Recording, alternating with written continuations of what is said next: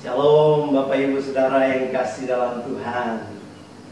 Kembalilah kita bertemu dan berjumpa dengan saya untuk merenungkan firman Tuhan yang selalu menjadi kekuatan kita, yang menjadi pengharapan, yang menuntun di dalam jalan-jalan hidup kita.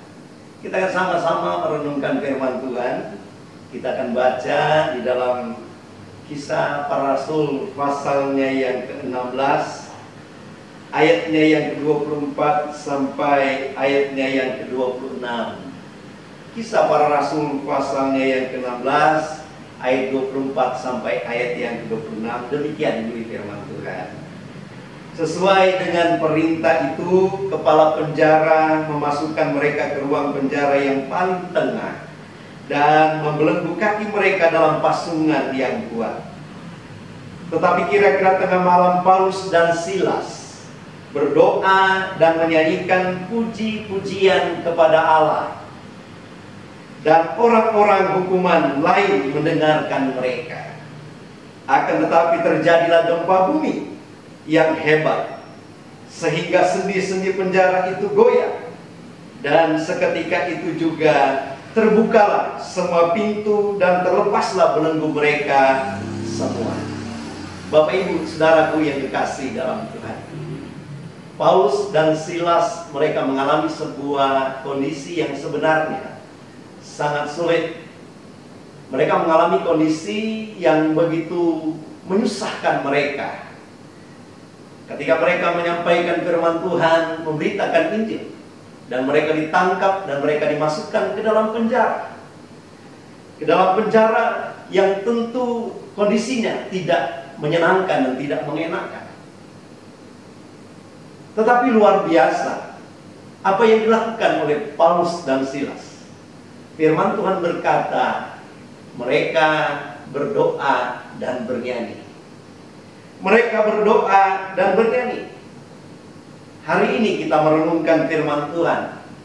Bagaimana kita sebagai orang-orang percaya ketika dalam kesusahan kita, dalam kesulitan kita, mari kita berdoa dan bernyanyi.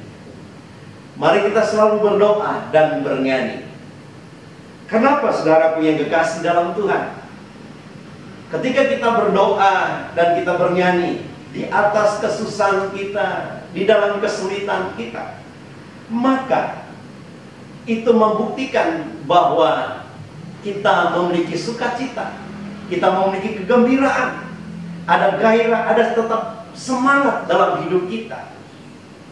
Sekalipun kita sedang di dalam kesulitan, sekalipun kita sedang dalam kesusahan, tetapi ada doa dan ada nyanyian pujian yang kita naikkan ke hadapan Tuhan. Ada kegembiraan di dalam hidup kita. Berdoa dan bernyanyi di dalam kesulitan kita, dalam kesusahan kita. Itu berarti kita senantiasa mencari Tuhan. Kita senantiasa datang kepada Tuhan. Kita berdoa, kita bernyanyi. Kita mau bersekutu dengan Tuhan. Kita mau mencari hadirat Tuhan. Dan saya terus percaya ada kekuatan yang baru ketika kita datang berdoa dan mencari Tuhan. Ada pengharapan ketika kita berdoa dan mencari Tuhan.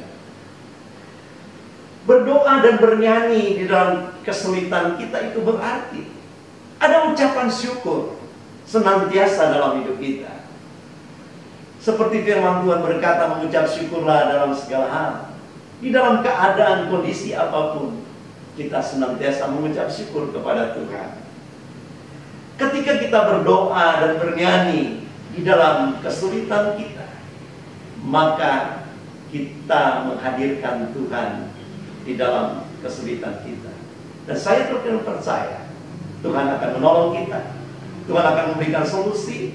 Tuhan akan memberikan kekuatan, memberikan kemenangan kepada kita. Seperti apa yang dialami oleh Paulus dan Silas. Ketika mereka di dalam kesulitan yang besar, mereka berdoa dan bernyanyi kepada Tuhan. Dan Tuhan hadir dan Tuhan memberikan pertolongan kepada mereka. Demikian juga kepada saya dan kepada kita semua. Di dalam kesulitan kita, mari kita berdoa dan bernyanyi kepada Tuhan. Maka Tuhan hadir dan memberikan pertolongan kepada kita.